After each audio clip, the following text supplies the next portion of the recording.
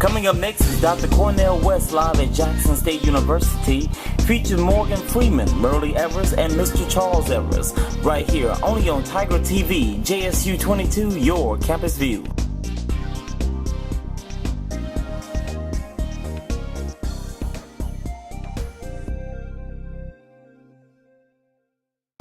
Oh, yeah. The soul food is about eating. All right, those two. Those two. But I'm looking at it from the eating side because I can't cook. Right. Did I mean, but cooking, I can understand if you're a cook, you're looking at it from that. Yeah. And one of our best sellers used to be the United States, Westerns. Yeah. Nobody makes them anymore because they don't sell overseas. They'll sell here, but they don't sell overseas. So they're selling the States for one thing. So when Clint Eastwood makes a movie about Westerns, critiques of Westerns, still doesn't do well. No. Isn't that interesting? The Why is last that? Western that he did, they called it a classic. Yes. It was Unforgiven. Oh, yes. And it did very well domestically, and not that well on the rest of the market. Just relatively alien, I guess, to the story. Well, they moved on to something else, and that's Americana. Yes, exactly. Oh, Exactly. A lot of markets are Exactly. saying that. But in terms of the younger generation, I want to get back to this question in terms of, let's say you're a young actor and you want to have the same level of excellence, the same high quality as Morgan Freeman. You want the same longevity as not just career, but a real calling. Not just a profession, but a real vocation. What do you say to a young actor or actress just making their way to Los Angeles the way you were, late 50s? I've met a lot of people who are parents of young people who have decided that that's what they want to do. And their parents will say to them, well, maybe you should stay in school, however, and get your degree so you have something to fall back on.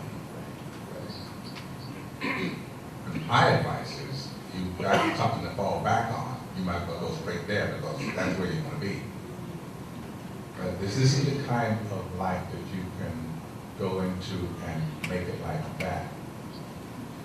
It's just like the weather. If a storm comes up on you in a hurry, it's going to go away in a hurry. It takes a long time to develop. It's going to hang around for a while. It's sort of the same thing with show business careers. So for young people, my advice is if that's what you want to do, knuckle down and just keep moving in that direction. Don't get sidetracked by something to fall back on because, a career is a career. You can't have two. Would you advise them to begin in the theater, be it in Absolutely. Chicago, LA, New York, or go straight to the movies? Absolutely. Begin in the theater. But both could go straight to the movies. It's try. It's hard to go straight to the movies. It's much easier to find theater somewhere. Theater is all over the place, and it is the best training ground that you can get. You see a lot of movie actors going back to the stage for the simple reason that that's the most challenging. There's little challenge to making a movie if you can act on stage. So you find it a bigger challenge to be On stage. on Broadway as opposed to... Absolutely. Absolutely. Today, it's now, they mic everybody. It's all, what did I see recently? Something, everybody was mic'd. Used to be no microphone. You spoke and you had to hit the back wall without yelling. So that's just voice and diction. That's every night and twice on Saturday and Wednesday. Twice on Wednesdays and Saturdays. Exactly. Exactly. But what does one do though about this cult of celebrity? It's just so ubiquitous. Everybody wants to be a star, whether they can sing, act. They just want to dance. They just want to be visible. what do you say to our precious young folk that say, you know, you come out of a tradition of people who, like Morgan Freeman, are highly disciplined, deferred gratification, and was so invested in his art, in his craft, in his technique. And you need to get that down before you become this celebrity in inverted commas. Is that a fair way? Yes, absolutely. The cult of celebrity has been around us for ever. We've had celebrities of one kind or another all the time. Being in today's show business, if you just look at the different outlets that we have for it, it seems like it's an easy calling. The trouble with celebrity is that in and of itself it's useless. I mean, being a celebrity just for the sake of being a celebrity is, you know, you become a name in the paper, you have to keep doing bizarre things. So you keep getting attention. I have a son who's an actor, and sometime earlier in his career we talked. He said, I want to be a star. That's really not the way to look at life. You don't want to be a star, you want to be good at what you do. That's right. You want to be the best at what you do, relative to anything. Skills that you have. Back in the 70s, all of the New York actors were going out to Hollywood, and they were making those what we call blaxploitation movies.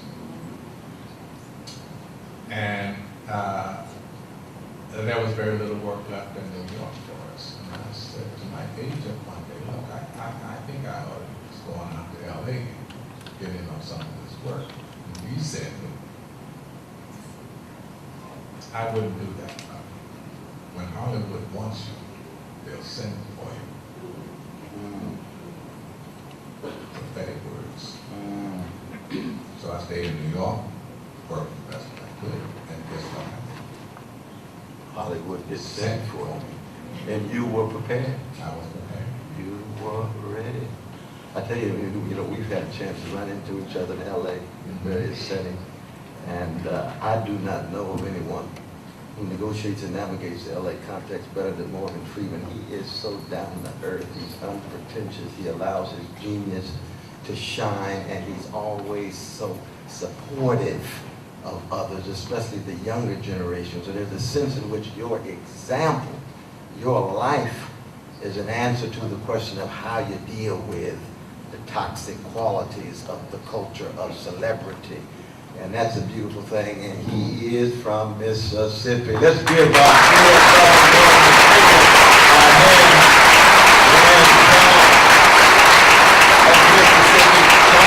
not just to America, but to the world. To the world. Thank you so very much, my dear brother. And I'll say hello, man. Absolutely. And of course, Travis Smiley was born in Mississippi, too. Oh, Port, Mississippi. I tell you. I want to point out one thing before I go. Yes. That my mentor from afar was sitting right here. Amen. Did that begin in New York or was it Los Angeles? Or? It began in Mississippi when I was going to the movies and watching him. Oh, before you met him? Oh, yeah. So I read everything that he said in the paper. I read books over about him. I read his own stories. And I said, that's the way to be. My God, my God. I was just with him at the Grammys this weekend. Really? On the tribute to Barbra Streisand. And he was there with that lovely, powerful smile of his. Indeed. Thank you all so very much. Morgan Freeman, the one and only Morgan Freeman. Nobody likes him.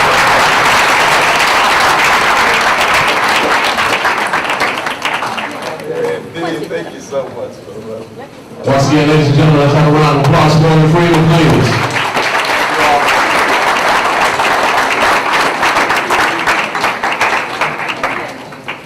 As Morgan's making his way to the back, we want to prepare for our next segment. Ladies and gentlemen, we are going to be joined via video by Miss Myrlie Evers. So please stick around for that. We want you guys to take a seat and stick around for that next segment. Once again, another round of applause for Cornel West and Morgan Freeman, ladies.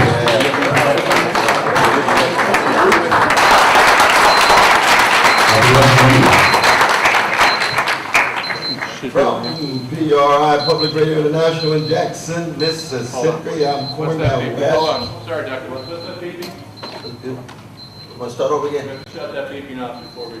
Oh yeah, there is a little beeping now.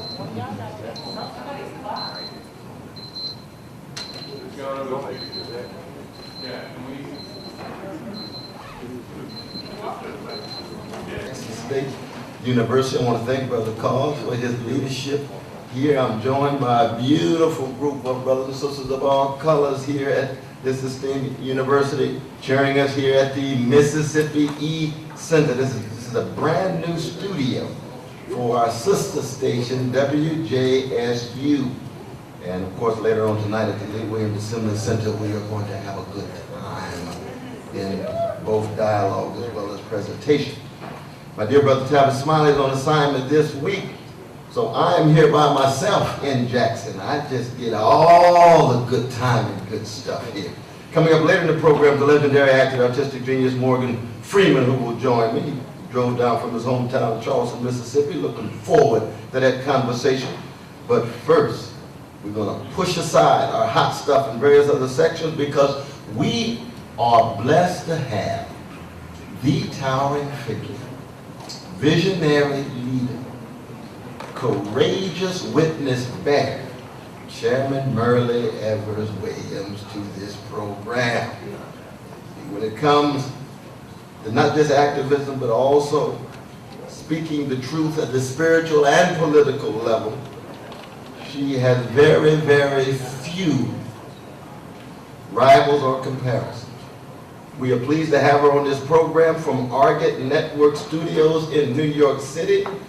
Chairman Myrlie Evers Williams, welcome to Smiley and West. Welcome to Smiley and West.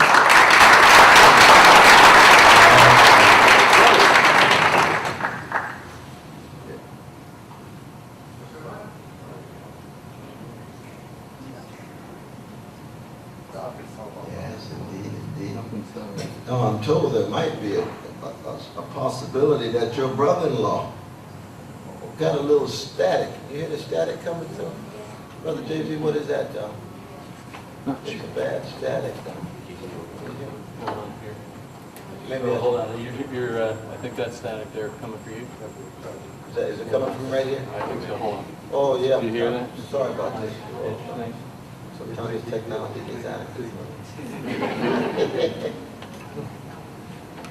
That's right. Oh, you can hear it. Dale? Yeah. Hey, Sister Myrlie, can you hear that static too?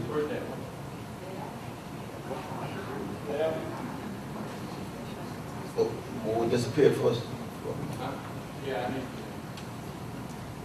You're testing 1, 2, 3. Can you hear me? Testing 1, 2, 3. No. Sorry.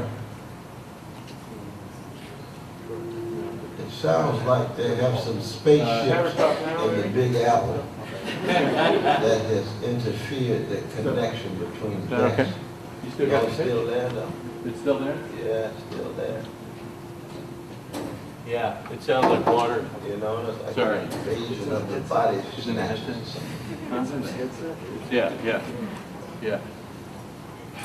Okay, where's that? Testing 1, 2. Sorry, folks. Indeed.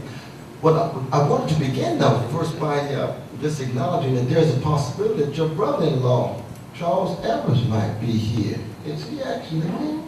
Oh my gosh! Yes, yes. I saw him in the audience. Give our brother a hand, the one and only Charles Evers. Yes, he is. He's here with his love and all of his support. Very much so. You Indeed. said the one and only. The one and only. Nobody like it. No, I tell you, but as you know, my God, each time we just say the word Medgar Evers, we just have to be silent. There's a depth of love, courage, sacrifice, service, the smile, the quiet dignity, the willingness to give his all. It connects Brother Charles as well as you, Myrlie, and I think all of us know exactly what I'm talking about. Is that right, you all? Do we know what I'm talking about, Mr. Medgar Evers? Medgar Evers, never forget his witness, never forget his love. Indeed, indeed. But And I appreciate that so much. It's so critically important as we look at our history overall and realize that there were many people who were there who paid a terrible price to get us to where we are today, even before Washington and some of the other places. Mississippi was a place of trial, not fire. And Medgar led that group, but he was certainly wise enough and sensitive enough to know that he couldn't do it alone and worked so very hard to build the strength which happened. And I think back sometimes, and I remember during the very, very tough parts, we had two parts of our generation really working together. The young people who wanted to move ahead, and those of the older ones who were strong in their support, in their wisdom, and their strength. And somewhere in the middle there were those who later became converts. And they were not, they always were, but there was that fear of losing jobs, etc. But it all came together, and Mississippi has been one of the most important places in the civil rights movement in this country. absolutely. When I think of you and Medgar Evers and Charles Evers, I think of black people's our great movement in the face of American terrorism. So we have a lesson to teach the world. NAACP in Mississippi was an anti-terrorist organization, and yet the terror coming at black people could not crush the love. It couldn't crush the determination. It couldn't crush the fortitude. And my question for you is how do you account for your own courage? What allows you to persevere from fighting the terrorism in Mississippi to continuing to fight for justice up to this very moment on earth? You know, I can make that very simple and say love. My love and respect for my husband, love the father of my children. Medgar and I certainly didn't always agree, and my brother-in-law knows that. But we found a way to work and to come together. And Medgar made a very valid point to me in a question. Well, in a statement, he said, Myrlie, I cannot go out and fight with white folk and fight with some of my folk to bring them along and then come home and fight with you. Either you're with me or you aren't. And I remember saying to him at that point, we'll have to see about it. And it took us about a week to work through it, and after that there were no more questions, no more challenges at all. So out of my love and dedication for him, coming to know what it was like for all of the other people who were so giving and so willing to even give their lives, what could I do? Because I'm also a believer, and I'm determined to do whatever I can to keep Matt's memory alive, but also to contribute in my own way, and I'm focused now on our young people. It's critically important that they know the history. Sometimes I think that we have gone on, those of us who have been in the battlefield for a while, and have not been able to transfer our deep interest and whatnot in the movement to them. And then the question some of them ask me is why? Why should we? You did your thing, you did it your way. This is today, and you do it that way. You were in Mississippi, and it was only a couple of years ago that the state of Mississippi said that books should include accurate information about their African American citizens there. It hasn't been something that has been promoted for a very long time. So here we are, and we are in a time when we're being challenged again. What about all of these marches and demonstrations and dances and whatnot concerning the Confederacy now? No, truth is a dangerous thing for people who predicate their project on lies.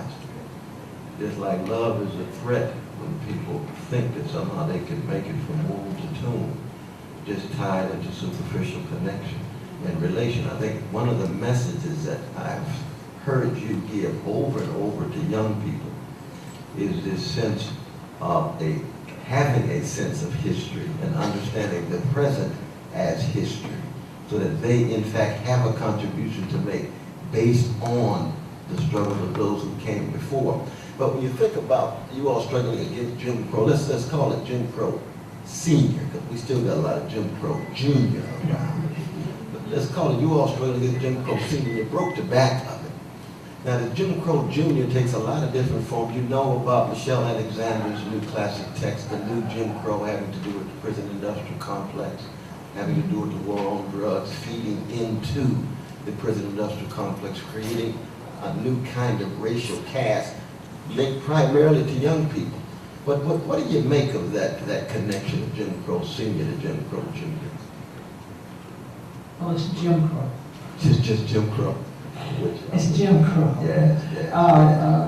Junior might be a little smarter in its tactics than Senior, then maybe not.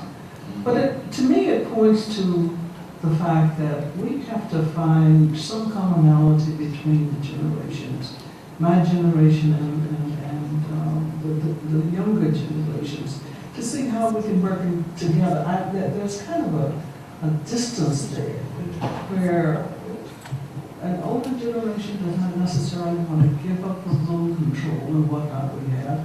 The younger generation who says that was then, we don't need that, and they are involved in the technical aspects of how to solve the problems today. Somewhere we have to find a way in which we can support each other toward the same goals. And I'm one who believes in learning as much as you can from whatever source you can get.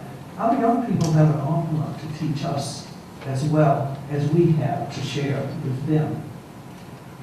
That's beautiful. In other words, we old school brothers and sisters need to have a sense of humility and a sense of active listening to the younger generation. And the younger generation has to have enough respect to acknowledge we have something to say and something to give, but at the same time recognize that they've got the energy. We just want to give them more discipline and more intellect and more vision and more courage. What would be some of the signs of hope you see among the younger generation? Well, one, I think, that's critically important to our survival and thrival as a people. And that's the knowledge of finance, of building within our own communities in a way today that does not necessarily represent the way we did things some years ago. We need to be as self-sufficient as we possibly can.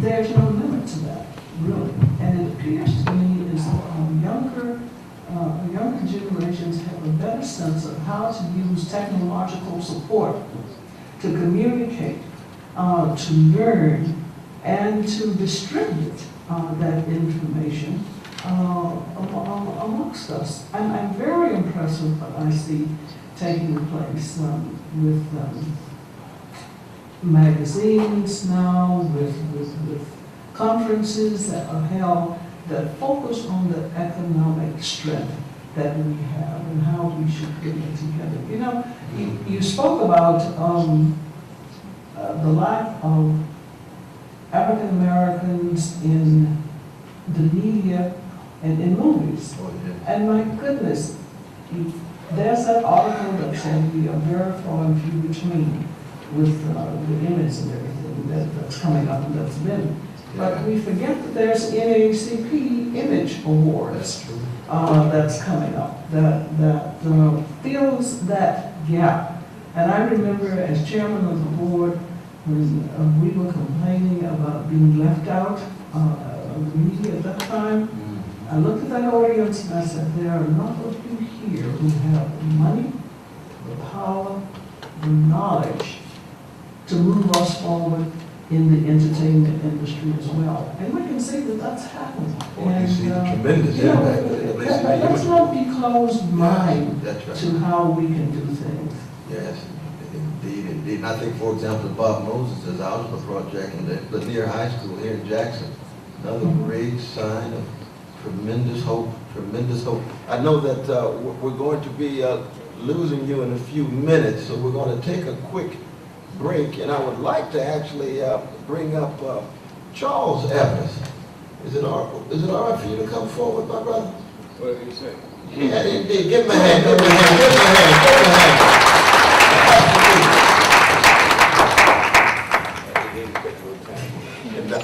It's a blessing, my brother. Now, we want you to stay as long as you can.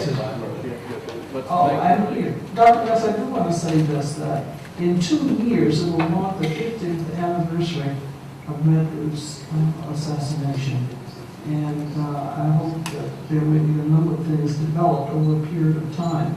We're working on now to see that that happens, as it should in America.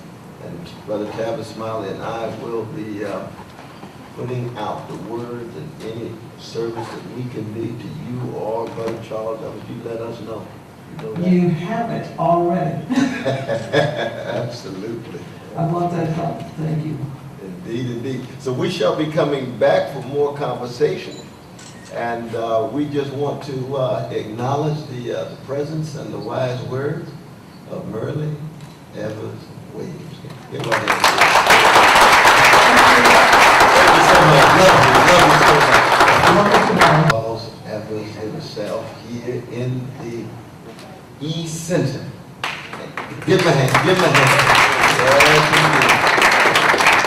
You said you're moving a little slow. How old are you now? 88. 88, looking strong. My God. What would you say is the secret to your longevity, forbearance, and perseverance? I really can't get it on. Can't tell us.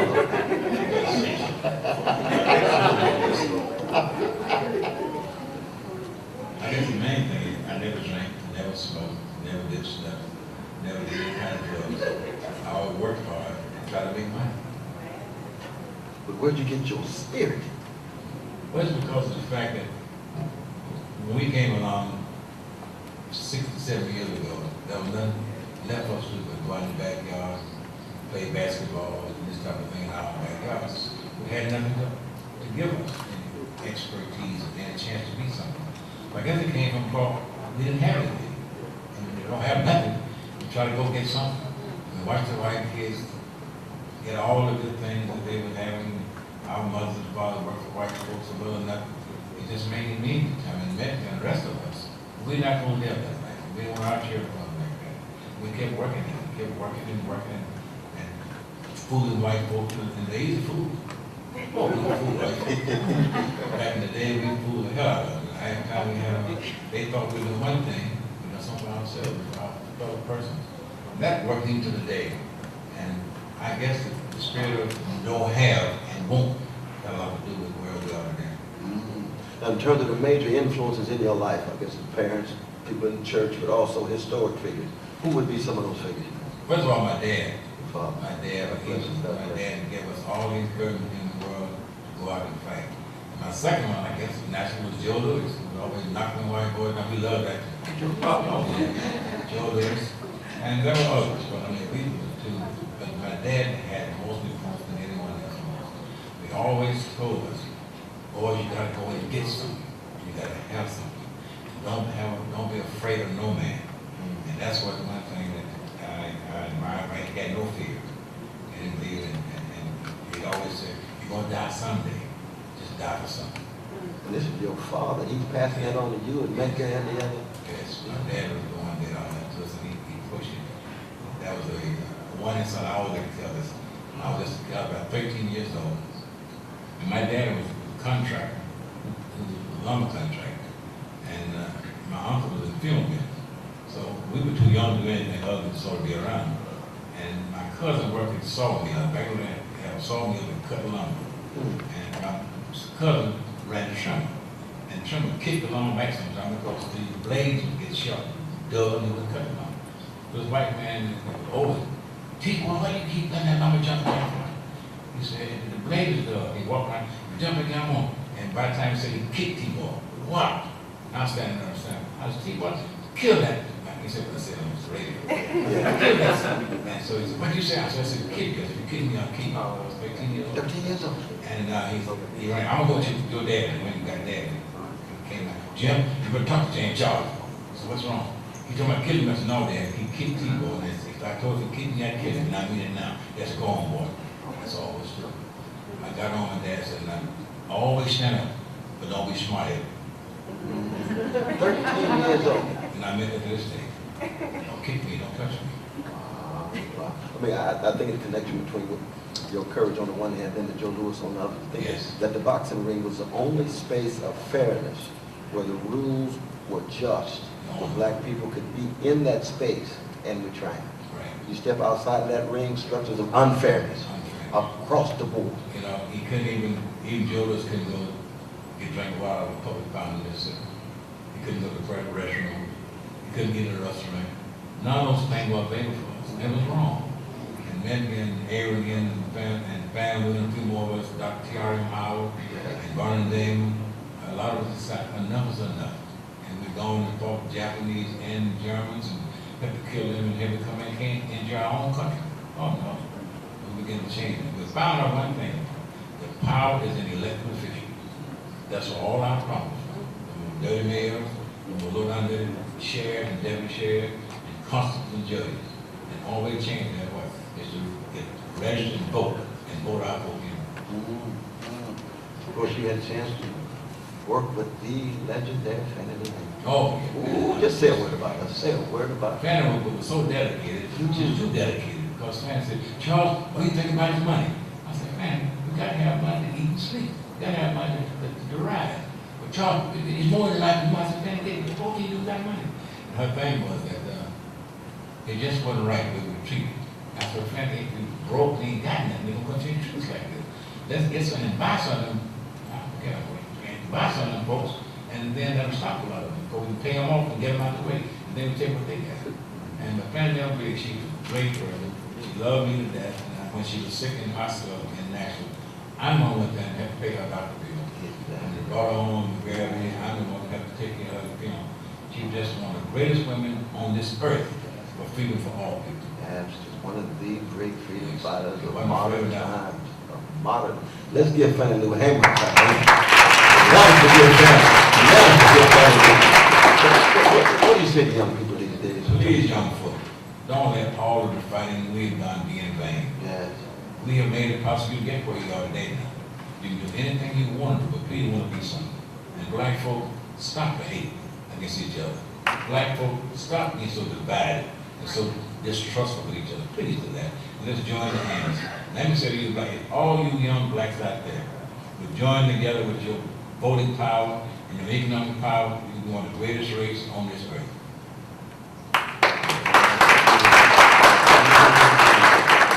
Did you ever get a chance to meet Joe Louis? Oh yeah, Joe stayed in my, I had the flu, I always had something wrong. And Joe had stayed in my car, and Fed came down and said, he said, come on, I said, I'm not coming in, I'll get that damn flu. You guys, why should I have it? He said, why should I have it? He wouldn't come in the back there, I knew Joe well. That same Joe Louis that you, Oh yeah. as a young person, Yeah. he was staying at your place. He came, he traveled all over the country. Yeah. But after he wasn't the champion boy. Came to Fed, Mississippi. And I was married at the time. Yes. And spent some time there with him. And then we went on Ali. At Muhammad Ali? Ali, yes. They all friends of mine. Jackie Robinson was a friend of mine too.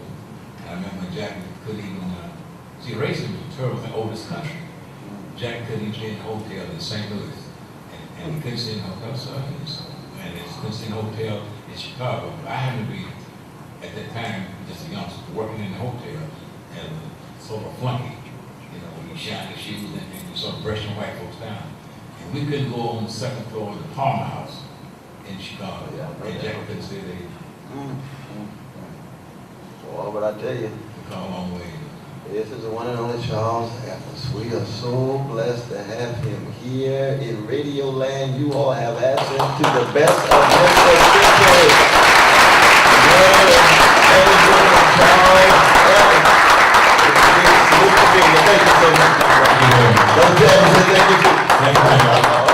Thank you so much. This is just a treat. I tell you, this is a treat. You all ready? So, well, thanks again. We're done.